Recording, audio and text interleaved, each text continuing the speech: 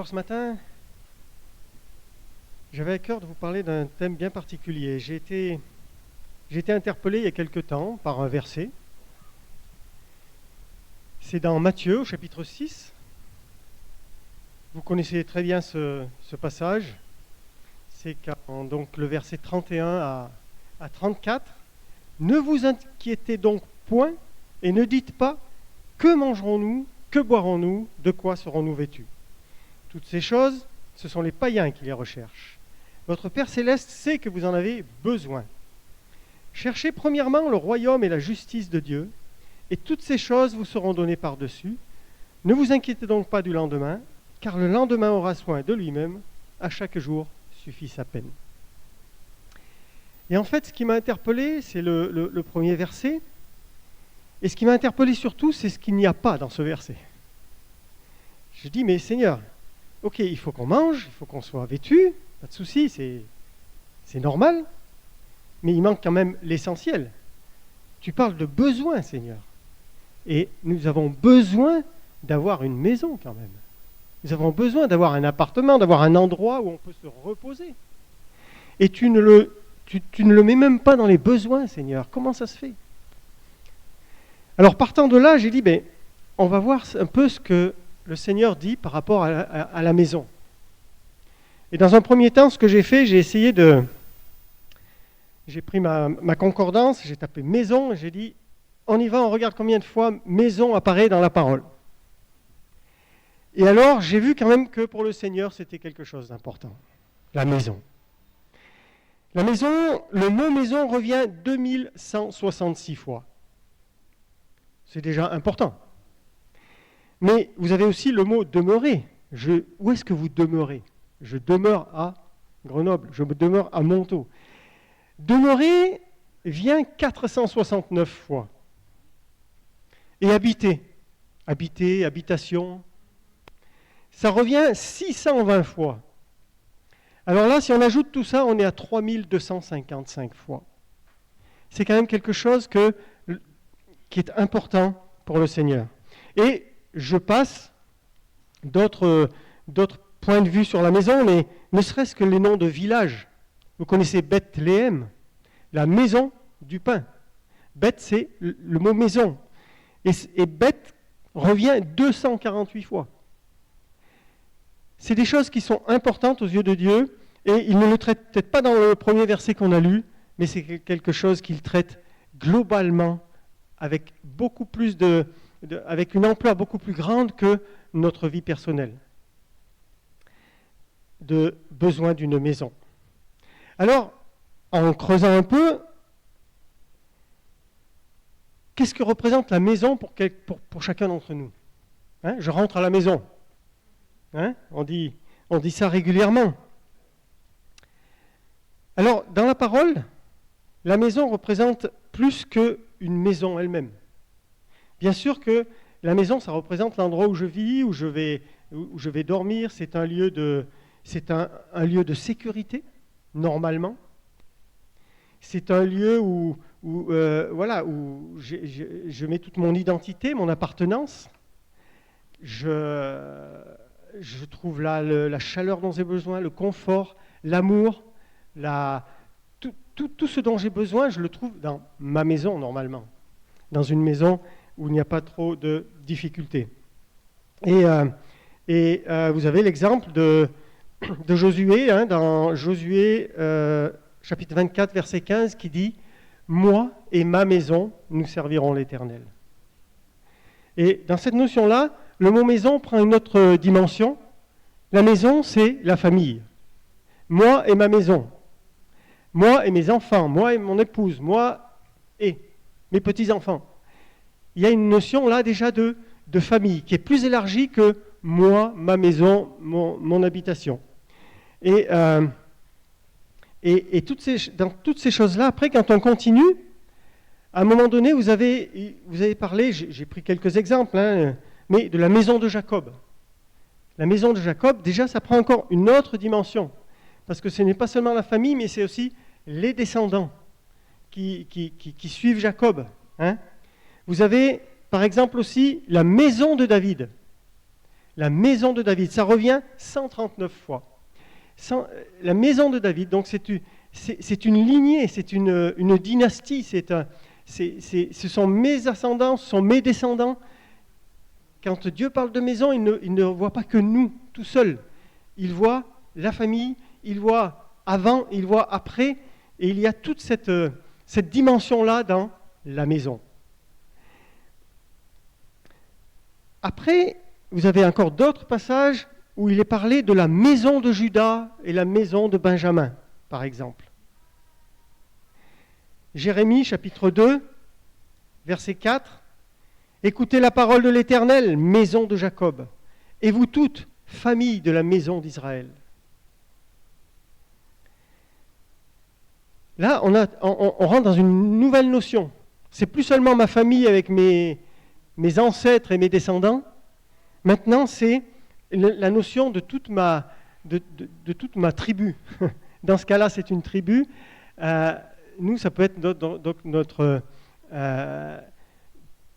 tout notre environnement, tous ceux qui font partie de la même... je ne parle pas des Siciliens, par exemple. Je ne parle pas des Corses. Je ne parle pas de... Voilà. Il y a une appartenance à un groupe beaucoup plus grand déjà. Et il est toujours parlé là de maison. Maison de Juda, maison de Benjamin. Ça représentait toute la tribu, ça représentait toutes les familles d'une tribu. Mais quand vous passez donc de maison de Juda ou de maison de Benjamin à maison d'Israël, là vous rentrez encore dans une autre dimension. Et maison d'Israël revient 310 fois. Du coup, je me suis mis à regarder.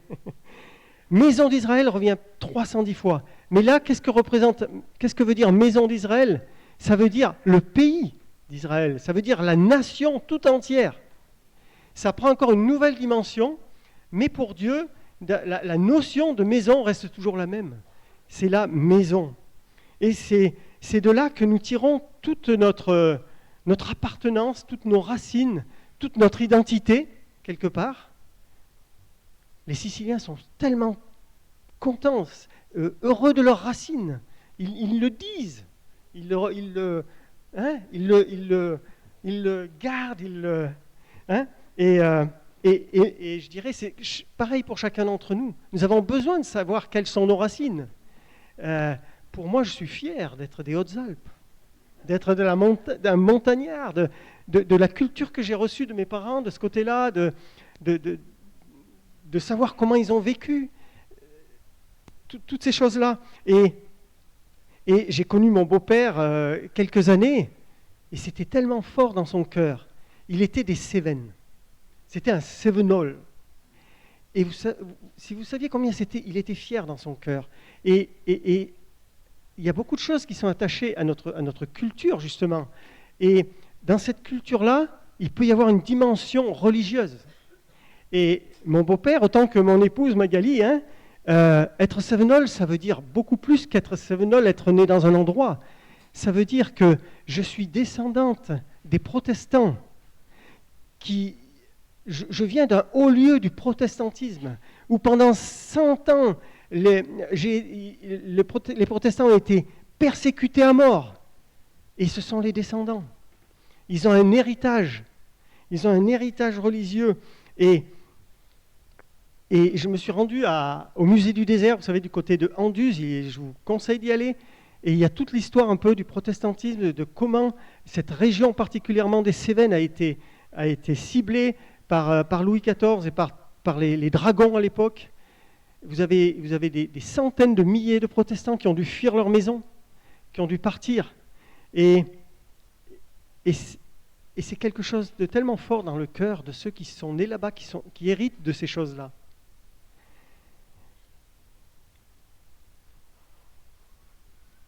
C'est donc notre identité qui est là, qui fait de nous qui nous sommes, ce que nous savons, ce qui est important pour nous. Nous avons nos racines, notre histoire, notre culture, notre langue, nos parents, notre identité. Et donc, je me suis intéressé après, j'ai dit, mais quand est-ce que la première mention de maison est faite dans la Bible ? La première fois que la Bible utilise ce mot, c'est dans Genèse au chapitre 7. Genèse chapitre 7, verset 1, « L'Éternel dit à Noé, entre dans l'arche, toi et toute ta maison, car je t'ai vu juste devant moi parmi cette génération. » Alors, ce qui est un peu choquant, c'est que la première fois qu'il est marqué maison, eh bien, c'est un moment où il va y avoir l'intervention de Dieu et où il va mettre de côté tout ça. Il va mettre de côté tous les ancêtres, il va mettre de côté toutes les habitations, il va y avoir le déluge, il va y avoir un déracinement complet pour Noé et sa famille, et ils vont se retrouver dans un autre endroit, sur une montagne, le mont Ararat, et je dis, mais Seigneur, bon, on va aller un peu plus loin. Genèse chapitre 12, c'est la deuxième fois que le mot maison intervient. Et l'Éternel dit à Abraham, c'est Dieu qui parle à Abraham, « Va, quitte ton pays, ta famille et la maison de ton père, pour te rendre dans le pays que je te montrerai. Je ferai de toi une grande nation, et je te bénirai, je rendrai ton nom grand, et tu seras une source de bénédiction. » Alors c'est super, il y a une bénédiction, il y a des promesses, mais Seigneur, toutes mes racines sont là, toute mon histoire, tout est là, et qu'est-ce que tu me dis? Je me mets à la place d'Abraham, va, quitte ton pays, quitte ta famille et la maison de ton père, quitte tout ce qui fait de toi que tu es toi. Je dis, mais Seigneur, mais c'est bizarre tout ça. Et on voit après que, même plus tard, Abraham n'aura jamais de maison. Abraham n'aura jamais de pays. Il sera toujours un étranger là où il va être. Seigneur, qu'est-ce que tu veux dire? Tu utilises le mot maison tellement de fois et en même temps, il faut la mettre de côté.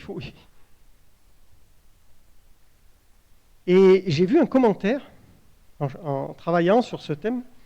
Et va, quand Dieu dit va, quitte ton pays, en fait, il y a le mot hébreu, je vous le passe, mais en fait, ça veut dire va vers toi-même. Est-ce que vous comprenez ce que ça veut dire? Dieu dit à Abraham, va vers toi-même. Va vraiment vers qui tu es.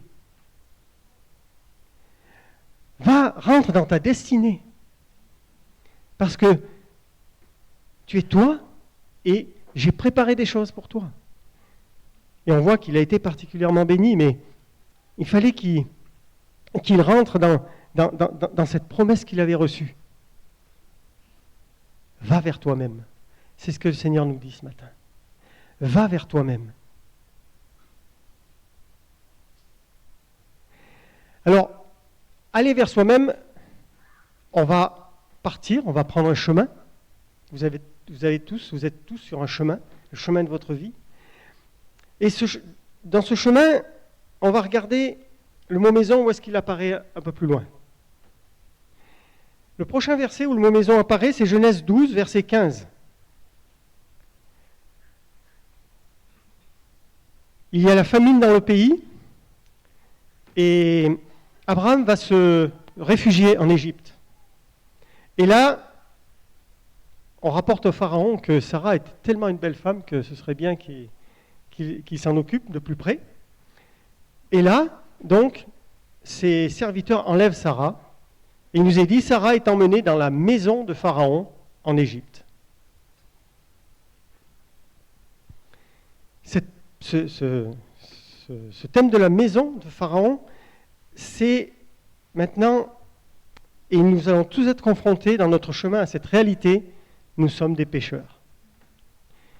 Et là, Abraham a péché. Il a fait croire à Pharaon et à ses serviteurs que Sarah n'était pas sa femme, mais sa sœur. Et il est piégé par son propre mensonge et sa femme est enlevée. Et chacun d'entre nous, nous allons être confrontés à notre péché, dans notre maison, à nous. Et on va se retrouver dans une autre maison. On va se retrouver dans la maison de Pharaon.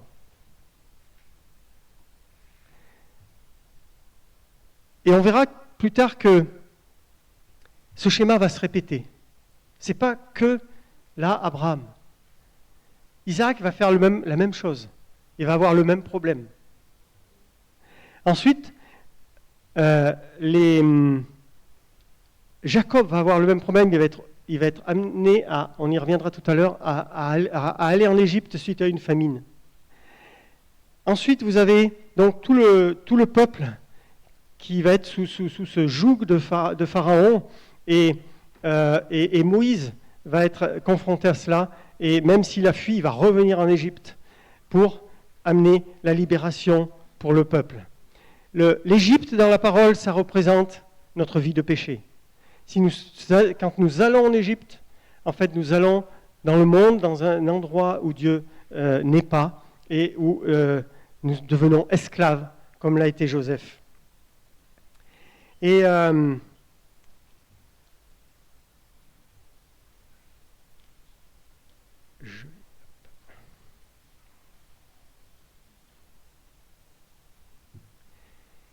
il y a un verset qui est dans Exode chapitre 13, qui illustre bien cette réalité. C'est le verset 3. Moïse dit au peuple, « Souvenez-vous de ce jour où vous êtes sortis d'Égypte, de la maison de servitude. » Encore le mot maison. « Car c'est par sa main puissante que l'Éternel vous en a fait sortir. » La maison de servitude, la maison de l'esclavage. On retrouve donc cette histoire de maison. Alors comment Dieu va nous sortir de cette maison de servitude dans le chemin qui est le nôtre? On va revenir à l'histoire de Joseph que Denis nous a partagé la semaine dernière, et je vais rentrer dans 2-3 détails de plus parce qu'il n'a pas eu le temps. Et je vous conseille d'ailleurs d'écouter sa prédication de la semaine dernière qui était vraiment très, très, très bien. Et donc, je rappelle juste les éléments. Joseph est vendu par ses frères et il devient esclave en Égypte. Dans tout ce qu'il vit, il est ce qu'on appelle le type de Christ, c'est-à-dire qu'il va accepter cette mort à soi-même pour être un instrument de libération pour sa famille et pour les pays qui sont autour de lui. C'est ce que nous a dit Denis la semaine dernière. Eh bien, j'aimerais juste ajouter 2 points. Les frères de Joseph qui l'ont vendu, qui l'ont nous représentent quelque part, puisque par notre péché, nous aussi, nous avons été instruments pour que Jésus soit obligé de monter sur une croix pour porter nos péchés. Et ses frères, dans ses frères de Joseph, ça peut représenter aussi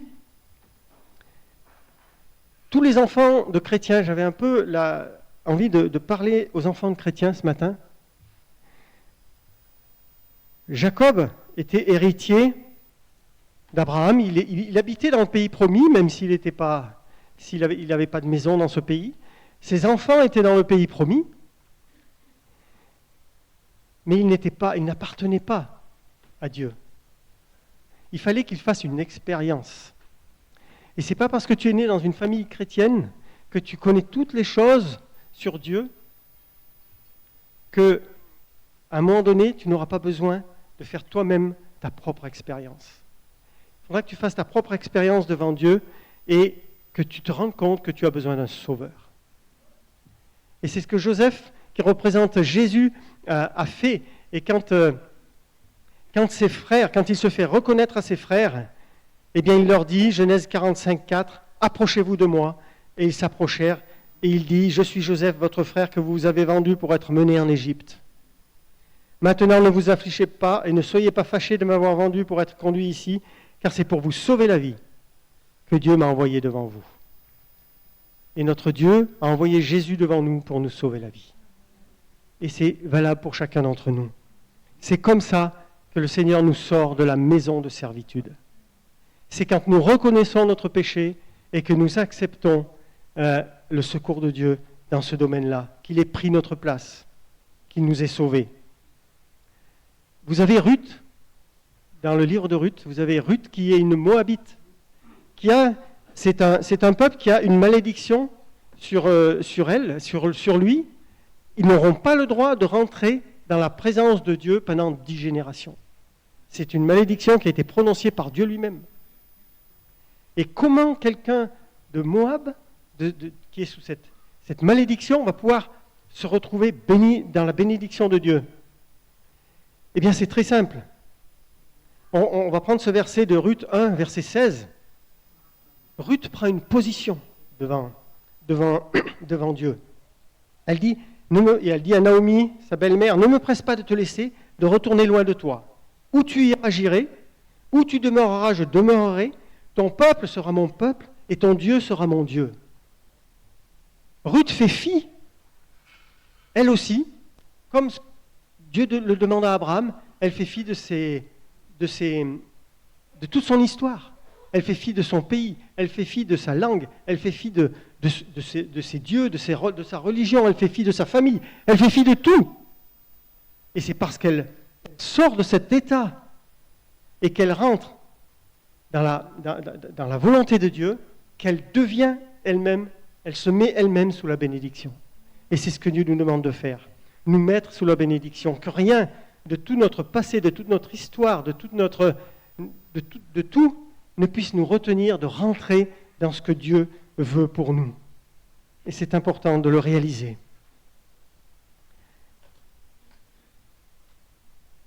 Vous avez, quand il y a quelques semaines, nous avons eu Porte Ouverte ici, qui s'occupe de l'Église persécutée, et vous avez des hommes, des femmes, des centaines de milliers de chrétiens, des millions qui sont obligés de quitter leur famille, de quitter leur vie, leur pays, parce qu'ils veulent rester centrés sur Dieu, quel que soit le prix.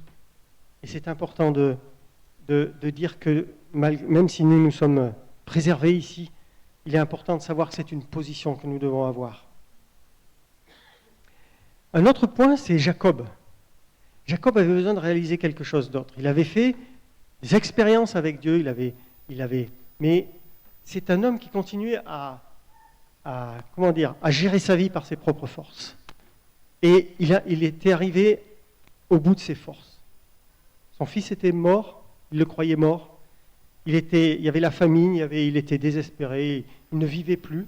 D'ailleurs, à un moment donné, quand il apprend que Joseph est vivant, il a du mal à le réaliser. Et à un moment donné, c'est marqué que son esprit se ranima, se réveilla. Et en fait, là, nous sommes confrontés à la résurrection. Et Jacob a été confronté au Fils ressuscité. Et nous aussi, nous devons réaliser que Jésus est vivant aujourd'hui. Il n'a pas fait que porter nos péchés. Ça, c'est le début, c'est la base pour que nous puissions bénéficier des choses d'en haut, de la bénédiction. Et Jacob avait besoin de réaliser ça. Il avait besoin de réaliser qu'il y avait le Fils ressuscité, celui qui va pourvoir à tous ses besoins. Il n'aura plus besoin de magouiller pour arriver à s'en sortir. Il n'aura plus besoin de toutes sortes de choses par ses propres forces. Et nous devons nous aussi réaliser que Jésus est vivant, qu'il est l'Éternel qui pourvoit, qu'il sera tous les jours avec nous, il l'a promis, il l'a dit. Je serai tous les jours avec vous.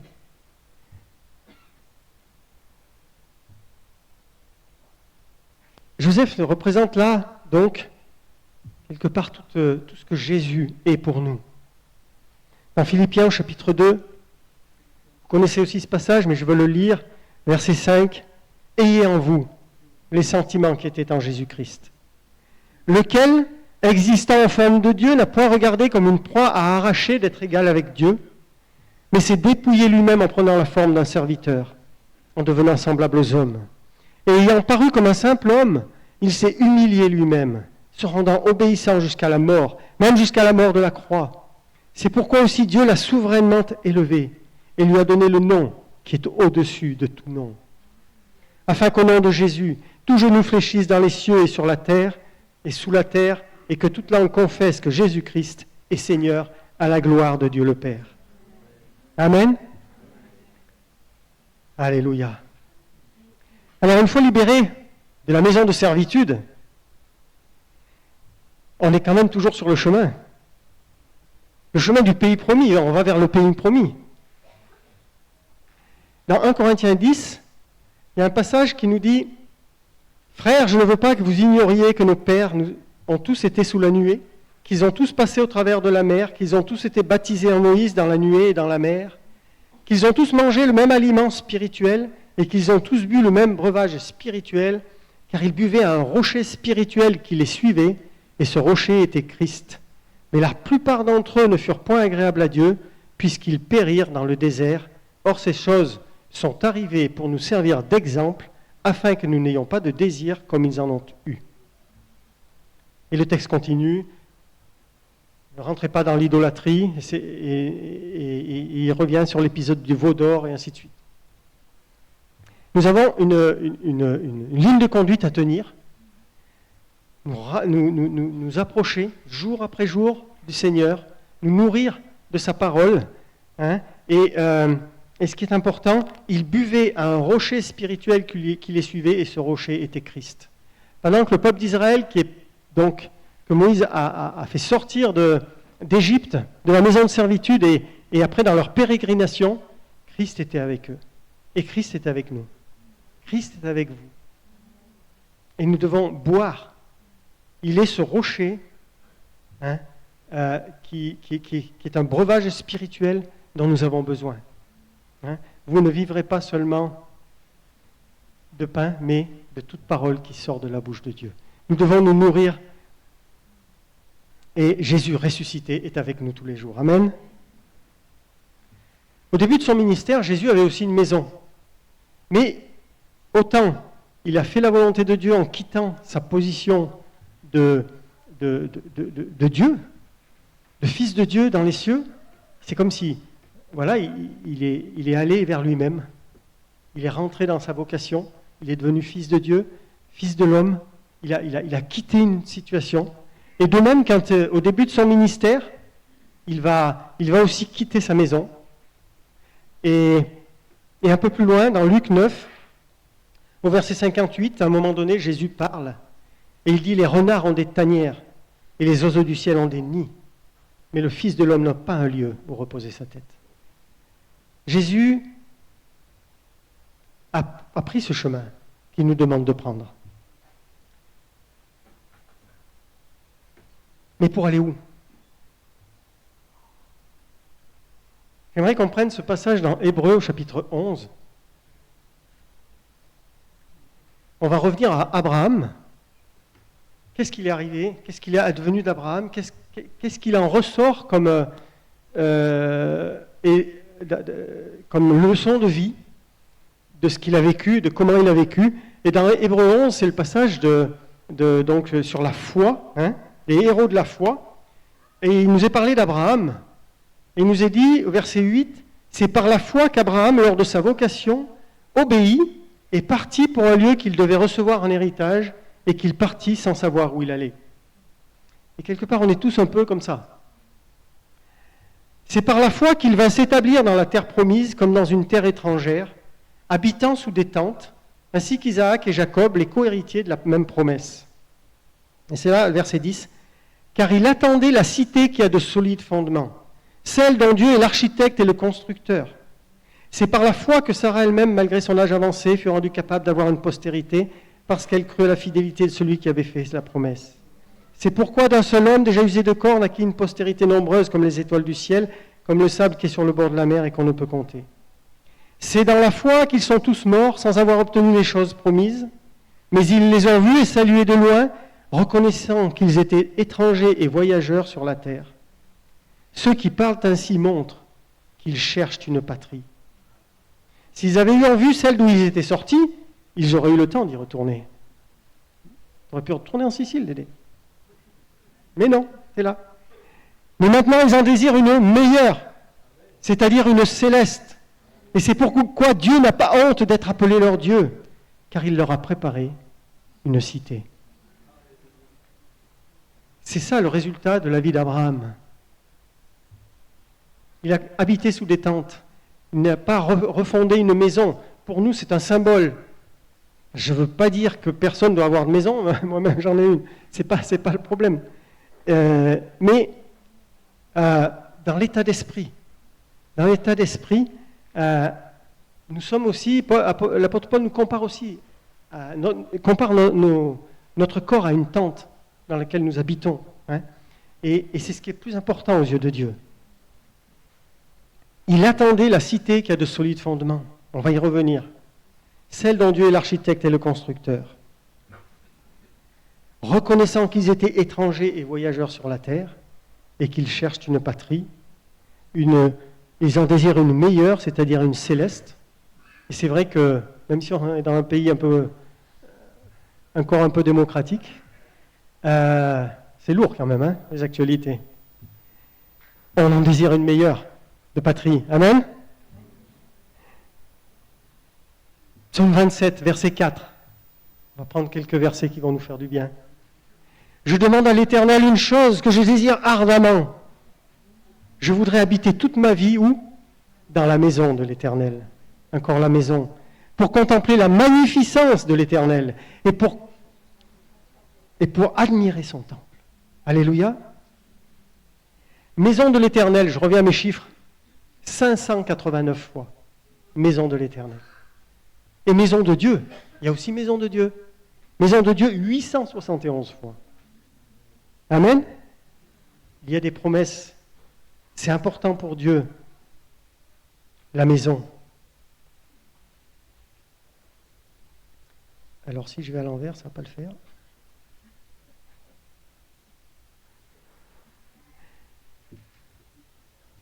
Alors Hébreux chapitre 3 nous parle d'une maison encore. Il nous est dit au verset 5, pour Moïse, il a été fidèle dans toute sa maison, dans toute la maison de Dieu, comme serviteur pour rendre témoignage de ce qui devait être annoncé. Mais Christ l'est comme fils sur sa maison, et sa maison, c'est nous. Il parlait là de l'Église. Pourvu que nous retenions jusqu'à la fin la ferme confiance et l'espérance dont nous nous glorifions. Sa maison, c'est nous. Est-ce que vous êtes conscient de cette réalité ? Christ en nous, l'espérance de la gloire. En fait, Dieu nous demande de mettre de côté toute notre identité terrestre. Pourquoi ? Pour rentrer dans notre identité en Christ. Parce que c'est en Christ que sont toutes les promesses. Amen. 2 Corinthiens 5. Nous savons en effet que si cette tente où nous habitons sur la terre est détruite, nous avons dans le ciel un édifice qui est l'ouvrage de Dieu, une demeure éternelle qui n'a pas été faite de main d'homme. Aussi, nous gémissons dans cette tente, désirant revêtir notre domicile céleste. Je n'avais pas cherché domicile, donc ça fait un plus. Jean 14. Vraiment que la parole de Dieu rentre dans chacun de vos cœurs. Que votre cœur ne se trouble point. Croyez en Dieu et croyez en moi. Il y a plusieurs demeures dans la maison de mon Père. Si cela n'était pas, je vous l'aurais dit, je vais vous préparer une place. Et lorsque je m'en serai allé et que je vous aurai préparé une place, je reviendrai et je vous prendrai avec moi, afin que là où je suis, vous y soyez aussi. Vous savez où je vais et vous en savez le chemin. Alors on va finir par la fin de la Bible, bien sûr, vous y attendez. Apocalypse 21. Verset 1. Puis je vis un nouveau ciel et une nouvelle terre, car le premier ciel et la première terre avaient disparu et la mer n'était plus. Et je vis descendre du ciel de près de Dieu la ville sainte, la nouvelle Jérusalem, préparée comme une épouse qui s'est préparée pour son époux.